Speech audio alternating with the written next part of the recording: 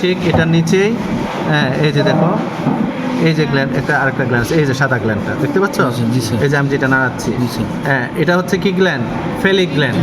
Phallic গ্ল্যান্ডের কাজ হচ্ছে এখান এটার যে সিক্রেশন, এটা আউটার লেয়ার অফ স্পার্মাটোফোর তৈরি করে। একটা স্পার্মাটোফোরের 3টা লেয়ার, একটা ইনার লেয়ার, মিডল লেয়ার আর আউটার লেয়ার। তো আউটার লেয়ারটা তৈরি করে সে, কারণ এটার সিক্রেশন একদম সবার শেষে থাকে, বুঝতে পারছো? এই সিক্রেশন থেকে আউটার লেয়ারটা তৈরি হয়। আর এই যে তোমার মাশরুম গ্ল্যান্ড, ওর আবার এটা একটা অ্যাক্সেসরি গ্ল্যান্ড প্রথম কথা। তারপরে এটা 2টা পার্ট থাকে, আর্টিকুলি মেজরিস, আর্টিকুলি ব্রেভিওরিস। আর্টিকুলি ব্রেভিওরিস যেটা মাঝখানের ছোটো ছোটো যে গ্ল্যান্ডগুলো, এগুলোর কাজ হচ্ছে তোমার ইনার লেয়ার তৈরি করা। কার? স্পার্মাটোফোরের ইনার লেয়ার তৈরি করা।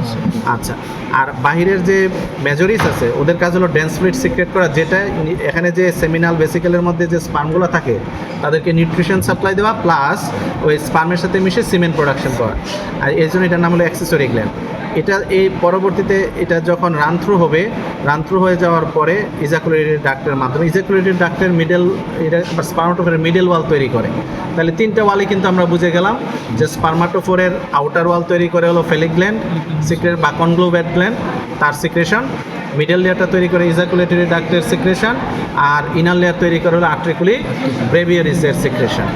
বুঝতে পারছো সবাই?